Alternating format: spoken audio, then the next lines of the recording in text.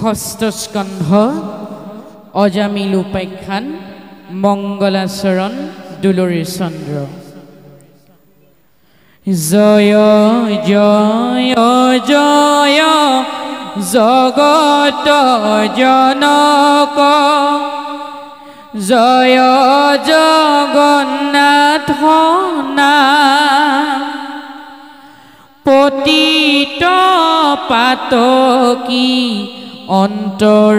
জুনিস্তৰে, স্মৰণে যাহাৰ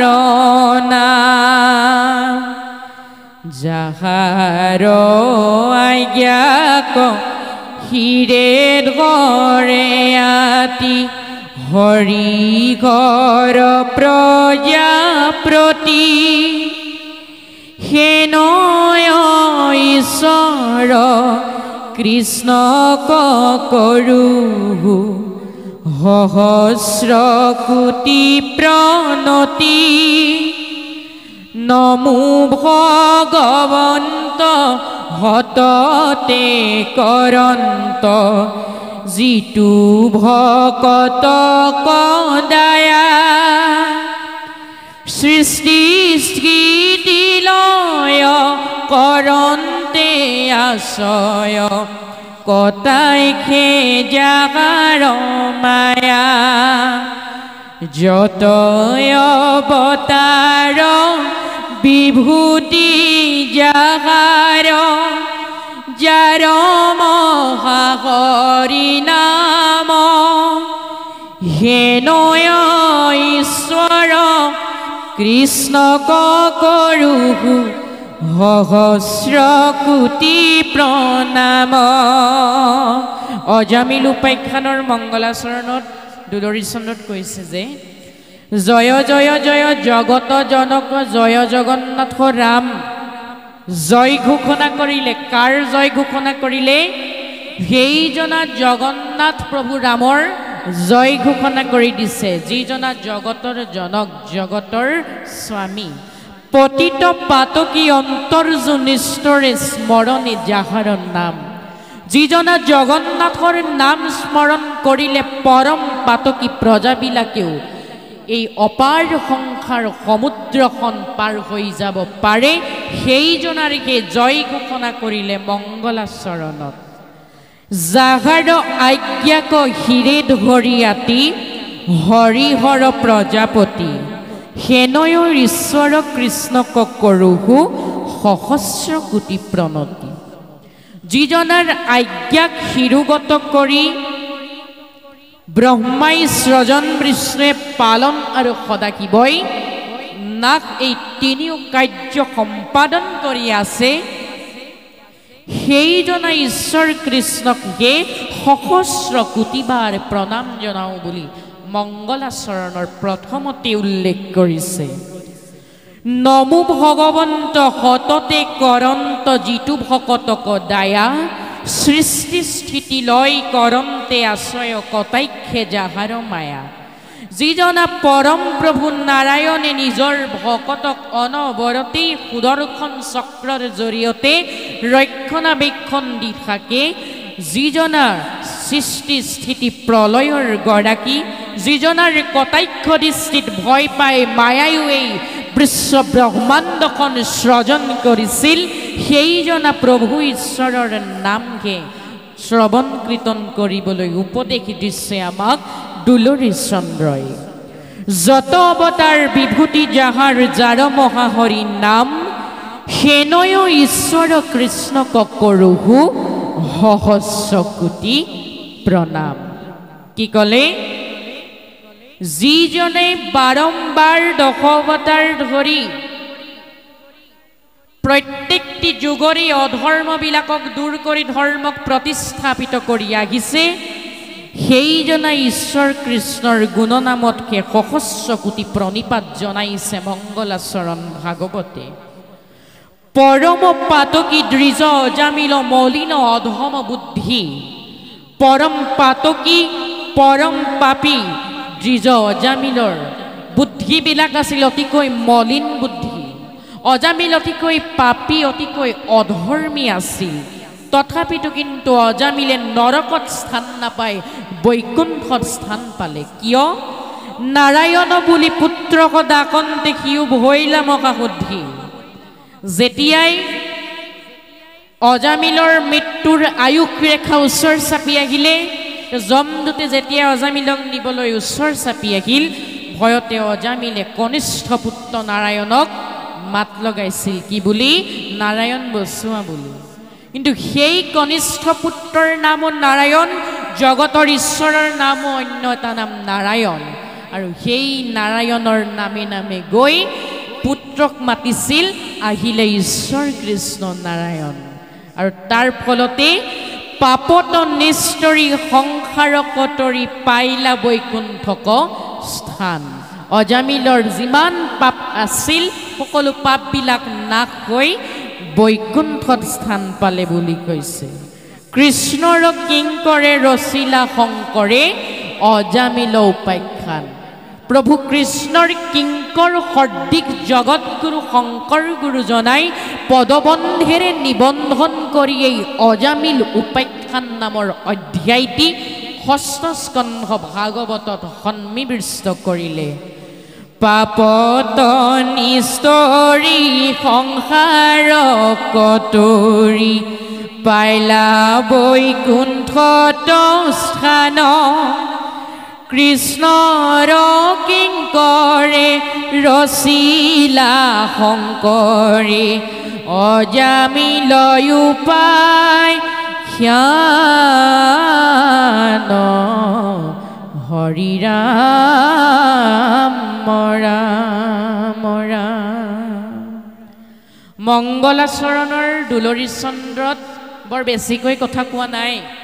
পাছলৈ বৰ্ণনা কৰিলে নৰকৰ বৰ্ণনা নামৰ অধ্যায়টি এই নৰক বৰ্ণনা নামৰ অধ্যায়টিত গুৰু ভগৱান শুকদেৱে চক্ৰৱৰ্তী ৰজা পৰীক্ষিতৰ আগত নৰকবিলাকৰ কথা বৰ্ণনা কৰিছে নৰকবিলাকনো কেনেকুৱা নৰকবিলাকনো কিমান আছে নৰকবিলাকৰ নাম কি কেনেকুৱা পাপ কৰিলে কেনেধৰণৰ নৰকত স্থান পায় প্ৰত্যেকটি কথা সৰ্বাংগ সুন্দৰ ৰূপেৰে পৰীক্ষিত নৃপতিৰ আগত বৰ্ণনা কৰিছে শুকগুৰুৱে আমাক দুলৰী চন্দত কৈছে শুনা ভাষদ ভাগৱত পদ নিখবদ হুয়ায়াতি কৃষ্ণৰ শ্ৰৱণ কীৰ্তনে কৰয় প্ৰথমে পাপৰ শাস্ত্ৰী যত মহাপুণ্য আপুনি উপজে মিলাবই মহামুকুতি একেদায়ে তিনি কাৰ্যে সাধে ভিন্নি হেন হৰি ভকতি পৰীক্ষিত নিপে পুচন্ত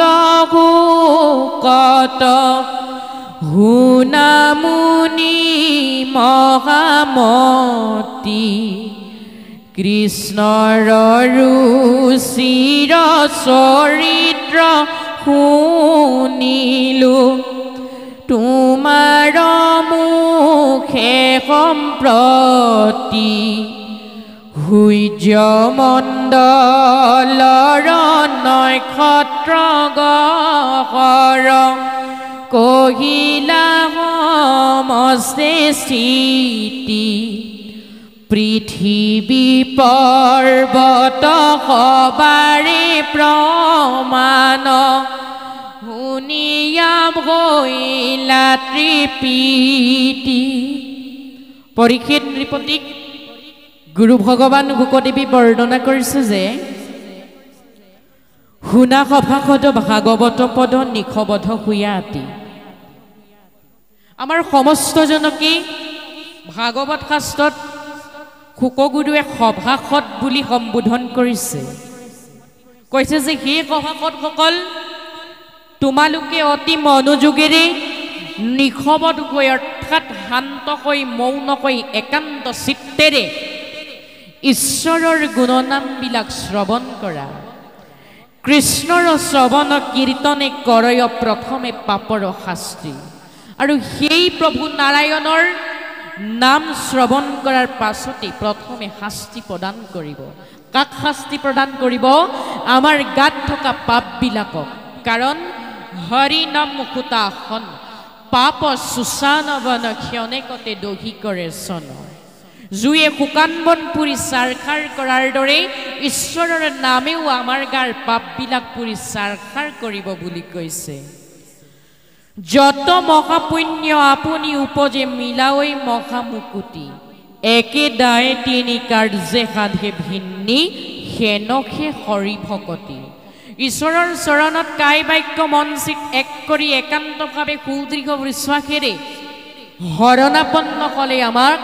তিনিটা বস্তুৰ লগত সংযোগ হয় প্ৰথমটো হৈছে আমাৰ গাৰ পাপবিলাক নাশ হয় দ্বিতীয়টো হৈছে মহাপুণ্য লাভ কৰিব পাৰে আৰু তৃতীয়টো হৈছে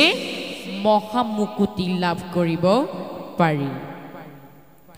পৰীক্ষিত নিপে পুচন্ত হুকত সোণামুনি মহামতি সপ্তদ্বীপৰ ভিতৰত অন্যতম দ্বীপ জম্বুদ্বীপৰ ৰজা পৰীক্ষিতে শুকগুৰুক প্ৰশ্ন কৰিছে যে হে মোৰ মহামান্য গুৰু শুকদেৱ মোৰ মনত এটা প্ৰশ্নৰ উদয় হৈছে গতিকে তুমি মোৰ প্ৰশ্নৰ সংশয়টো দূৰ কৰিব লাগিব কৃষ্ণৰ ৰুচিৰ চৰিত্ৰ শুনিলো তোমাৰ মুখে সম্প্ৰতি যে হে গুৰু ভগৱান শুকদেৱ কৃষ্ণৰ মধুৰ চৰিত্ৰবিলাকৰ গুঞ্জকবিলাক তোমাৰ সেই অমৃতময় মুখপদ্মেৰে মই শ্ৰৱণ কৰিলোঁ তুমি মোক সূৰ্যমণ্ডলৰ স্থিতিৰ পৰা আদি কৰি গ্ৰহ নক্ষত্ৰ স্থিতিৰ বিষয়েও বৰ্ণনা কৰি দিলা সেইবিলাকৰ বিষয়ে প্ৰমাণ দিবৰ বাবে এই পৃথিৱীখনৰ সমস্ত পৰ্বত পাহাৰবিলাক আছে কিন্তু সেই মহামান্য গুৰু শুকদেৱ যদিও বা ইমানবোৰ কথা ইমানবোৰ সংশয় ছেদ কৰিলা কিন্তু মোৰ মনৰ আটাইতকৈ ডাঙৰ সংশয়টো এতিয়ালৈকে ছেদ হোৱা নাই সেই সংশয়টো কি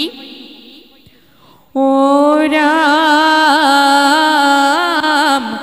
আবে মুনিবৰ কহিও দুষ্টৰ নৰকৰ কেনে স্থিতি কোন পাপে কোন নৰক তপৰে শুনিয়া উপজে ভীতি কতেক নৰক কাৰ কিবা নাম কৰিও সবে বিদিত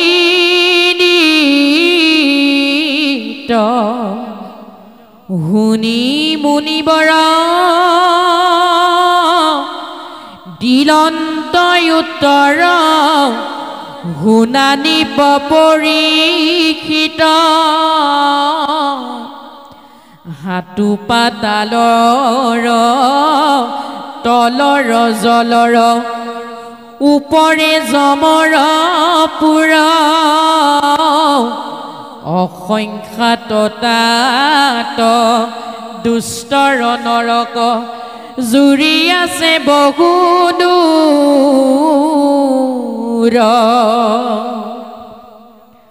পৰীক্ষিত নৃপতিয়ে প্ৰশ্ন কৰিছিল শুকগুৰুক যে আবে মুনিবৰ কহিও দুষ্টৰ নৰকৰ কেনে স্থিতি যে হে মুনিবৰ সকলোবিলাক কথা কোৱাৰ পাছত এতিয়া কোৱা যে নৰকৰ স্থিতি কেনেকুৱা কোন পাপে কোন নৰকত পৰে শুনিয়া উপজয় ভীতি যে হে গুৰু ভগৱান কেনেধৰণৰ পাপ কৰ্ম কৰিলে এটা জীৱই কেনেধৰণৰ নৰকত স্থান পায় সেই কথাটো তুমি মোৰ আগত বৰ্ণনা কৰা শুকগুৰু কতেক নৰক কাৰ কিবা নাম কৰিও সবে বিদিত নৰকনো কিমান আছে সেই নৰকবিলাকৰ নামনো কি এই সকলোবিলাক কথা তুমি মোৰ আগত আজি বৰ্ণনা কৰিব লাগিব শুকগুৰু যে পৰীক্ষিতৰ প্ৰশ্নটো শুনি শুকগুৰুৱে উত্তৰ দিছে শুনি মুনিবৰ দিলন্ত উত্তৰ শুনা নৃপ পৰীক্ষিত যে হে নৃপতি পৰীক্ষিত এতিয়া তুমি মোৰ প্ৰশ্নৰ উত্তৰটো শুনা হাতু পাতালৰ তলৰ জলত ওপৰে জমৰপুৰ যে পৰীক্ষিত নৰকবিলাকৰ কথা জনাৰ আগত যমনগৰীৰ বিষয়ে জানিব লাগিব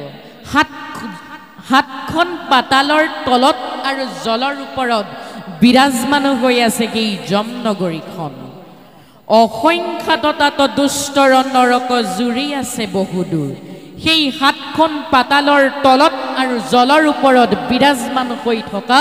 সেই যমনগৰীখনত অসংখ্য নৰক কতেক যোজন দূৰলৈকে বিস্তাৰিত হৈ আছে পৰীক্ষিত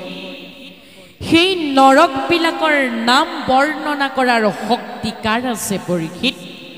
যদিও বা অসংখ্য নৰক আছে তাৰে ভিতৰত কেইখনমান নৰকৰ নাম দিছে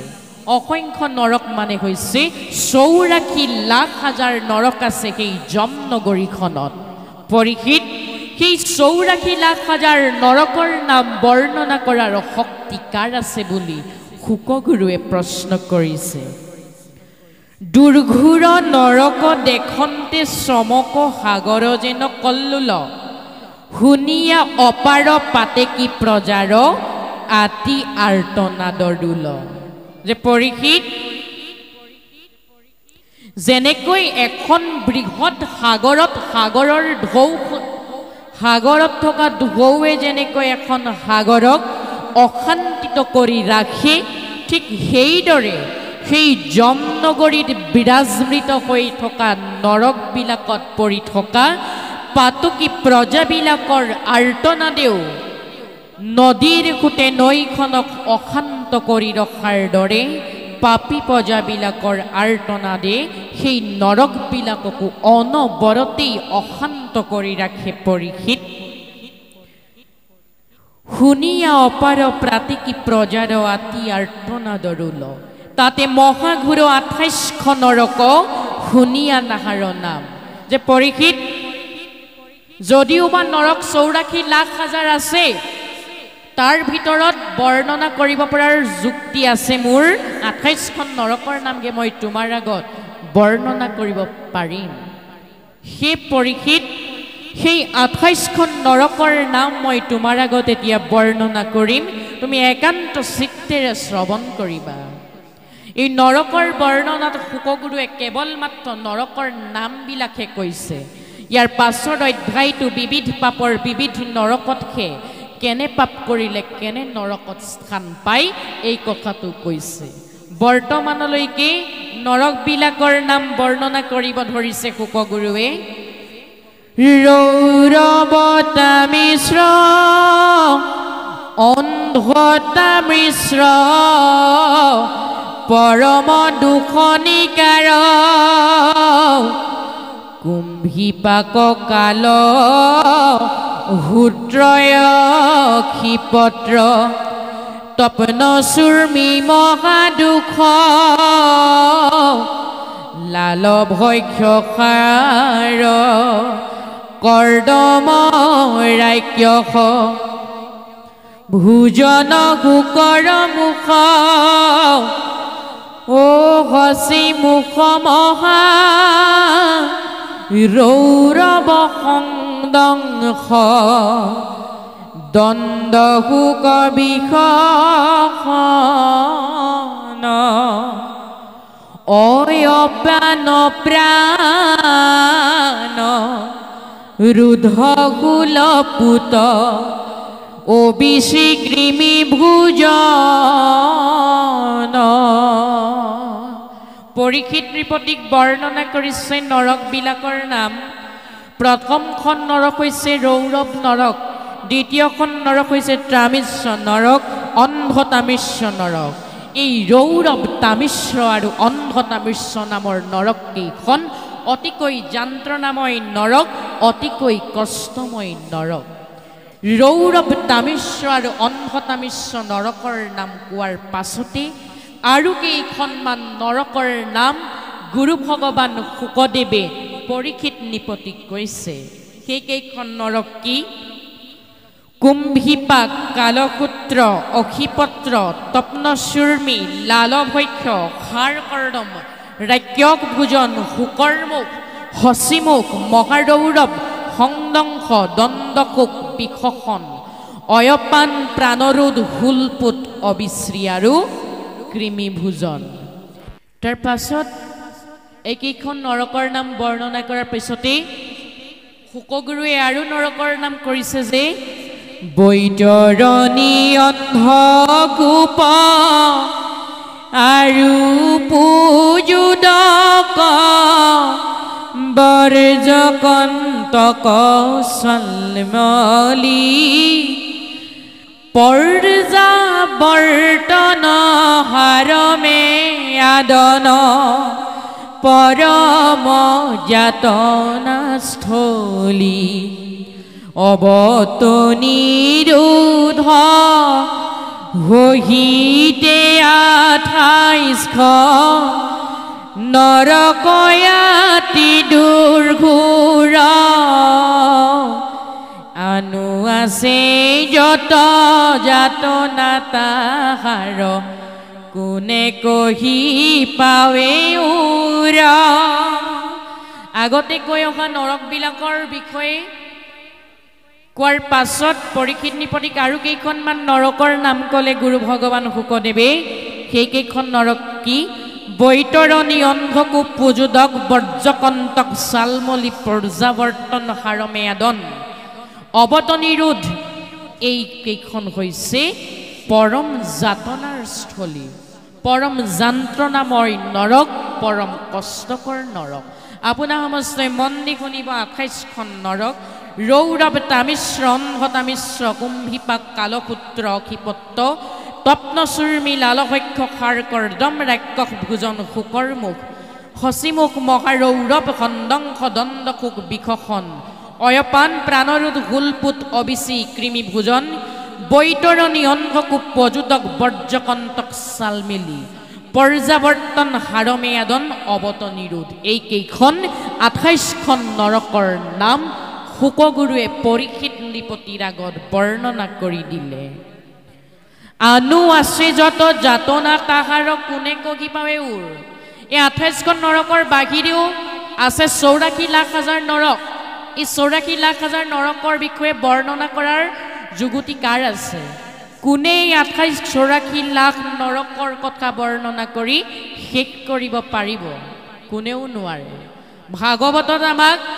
মাথো 28খন নৰকৰ নামকে বৰ্ণনা কৰিলে। এই 28খন নৰকে কিন্তু বৰ ভয়ানক নৰক। এই নৰকবিলাকত কি কি পাপ কৰিলে স্থান পাম 5ৰ অধ্যায়টিত আছে। এৰাম পাতে কি প্ৰজাৰ পৰমনিকাৰ,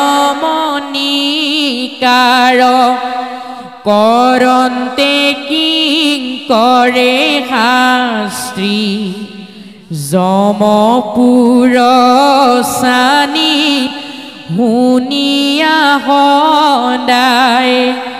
ঘূৰয়াৰ টনা দয়াতি, অপ্ৰয়াসে পাপ কৰে নৰে ঐত, ভোগে কালে মহাদুখ,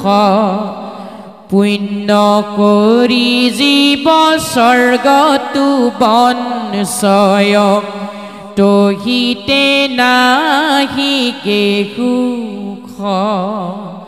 পাতকী প্ৰজাৰ পৰমনিকাৰ, কৰন্তে কিংকৰে শাস্ত্ৰী। পৰম পাপী, পৰম অধৰ্মী দ্বিজ পাতকী প্ৰজাবিলাকক যমদূতে নি যমনগৰীত সেই নৰকবিলাকত পৰম শাস্তি প্ৰদান কৰে বুলি কৈছে। যমপুৰস্বানী শুনিয়া সদায়, ঘূৰোৱাৰ্তনাদ আনি, 7খন পাতালৰ তলত আৰু জলৰ ওপৰত বিৰাজমিত হৈ থকা সেই যমনগৰীখনত প্ৰতিস্থাপিত হৈ থকা নৰকবিলাকত সেই পাতকী প্ৰজাবিলাকৰ আৰ্তনাদে সদায় অশান্ত কৰি ৰাখে নৰকবিলাকত যদিও বা এটা জীৱই জীৱিত অৱস্থাত অলপমান পুণ্য অৰ্জন কৰি স্বৰ্গত যদিও বা স্থান লাভ কৰে তথাপিতো কিন্তু সেই জীৱটো অৰ্থাৎ স্বৰ্গত স্থান পোৱা জীৱটোৰো কিন্তু মনত শান্তি নাথাকে বুলি কৈছে মনটো অশান্ত হৈ থাকে বুলি কৈছে কাৰণ আমি জনামতে স্বৰ্গৰ পৰাও খহি পৰিব পাৰে কিন্তু খহি পৰিব নোৱাৰে বৈকুণ্ঠৰ পৰাহে সেই স্বৰ্গত থকা জীৱটোৰ ভয় ভাৱ মনত জাগ্ৰত হয় কিয় জাগ্ৰত হয় পদচন্দত উল্লেখ কৰিছে তৈৰ পৰা দেখৈ পাপীৰ যাতনা শুনৈ আৰ্তনাদ যত কেতিক্ষণে খহি পৰে ইটো ভয় নুগুছে সদা মনত পুণ্য অৰ্জন কৰি স্বৰ্গত স্থান পোৱা জীৱটোৱে স্বৰ্গৰ পৰা সেই যমনগৰীত প্ৰতিস্থাপিত হৈ থকা নৰকবিলাকত পৰি থকা পাপীবিলাকৰ যাতনাবিলাক হেনো স্বৰ্গত বাস কৰা জীৱবিলাকে দেখি থাকে আৰু তেওঁলোকৰ মনত এটা ভয় ভাৱ জাগ্ৰত হয় কেনেবাকৈ আমি খহি পৰিম নি স্বৰ্গৰ পৰা সেই যমনগৰীলৈ এই ভয় ভাৱটো স্বৰ্গত বাস কৰা জীৱসকলৰ মনত থাকে বুলি কৈছে দিব্য স্বৰ্গ ভোগ ভুঞ্জয় তথাপিতো চিন্তাতে ধাতুৰাই যেন কাটিবাৰ বন্দিক পিন্ধান্তে খাখন্তে সন্তোষনাই যদিও বা দিব্য স্বৰ্গ ভোগ কৰিবলৈ পাই জীৱ এটাই পুণ্য অৰ্জন কৰি তথাপিতো কিন্তু সেই জীৱটো চিন্তাতে জীৱ উৰি যাওঁ অৱস্থা হয় বুলি কৈছে যেনেদৰে বলি দিবলৈ অনা জীৱটোৰ মনত শান্তি নাথাকে ঠিক সেইদৰে স্বৰ্গত বাস কৰা জীৱটোৰো মনত শান্তি নাথাকে বলি দিবলৈ অনা জীৱটোৰ মনত যিদৰে মৃত্যুৰ ভয় থাকে ঠিক সেইদৰে স্বৰ্গত স্থান পোৱা জীৱৰ মনত কি ভয় থাকে কেনেবাকৈ মই যমনগৰীলৈ সৰি পৰিম নি সেইটো ভয় ভাৱ থাকে বুলি সুন্দৰকৈ গুৰু ভগৱান শুকদেৱে নৃপতি পৰীক্ষিতৰ আগত বৰ্ণনা কৰিছে জপ তপ তীৰ্থ যজ্ঞ যোগ দান কৰি পহা পুণ্য সঞ্চয় তথাপি কালৰ হাতনে ৰাইজদি ব্ৰহ্ম ভুৱনত বনচৈ কেতিক্ষণে কালে ধৰে তু ভয় ব্ৰহ্মা গুণে ৰৈ সৰ্বথা কহিলো পৰম তথ্য নিপবৰ আবেগুণা পাছ কথা হৰি ৰাম ৰাম ৰাম ৰাম পৰীক্ষিত নৃপতিৰ আগত শুকগুৰুৱে কৈছে যে কেতিক্ষণে কালে ধৰে এইটো ভয় ব্ৰহ্মাকো নেৰয় সৰ্বথা কালে আহি কেতিয়া ব্ৰহ্মাকো ধৰিব সেই ভয় ভাৱটো ব্ৰহ্মাৰ মনত থাকে যিহেতু ভগৱন্তৰ দ্বাৰা সৃষ্টি হোৱা এই মায়াজালখনত ব্ৰহ্মাকে আদি কৰি ৩৩ কোটি দেৱতা আবদ্ধ হৈ আছে ব্ৰহ্মাৰো মনত এটা ভয় ভাৱ থাকে কেনেবাকৈ যমনগৰীলৈ খহি পৰিম নেকি আমি সমস্তই পুৱা গধূলি গুৰুজনাই দিয়া ঘোষাভাগ গায়ে থাকো কি বুলি গাওঁ ব্ৰহ্মা আদি কৰি জীৱ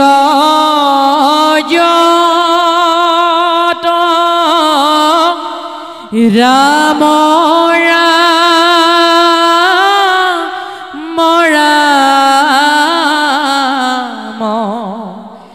ৰাম ৰাম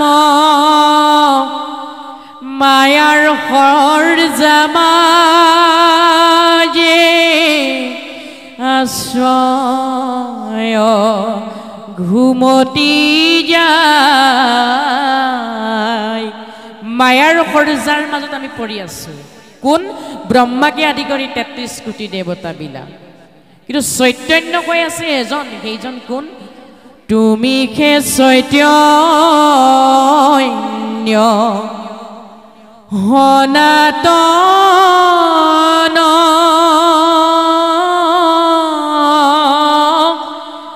ও ৰাম ৰাম ৰাম ৰাম ৰাম আমি অচেতন নিয়োগ নাথ জগাই সেইজন নাথে জগাব পাৰিব সেইজন কোন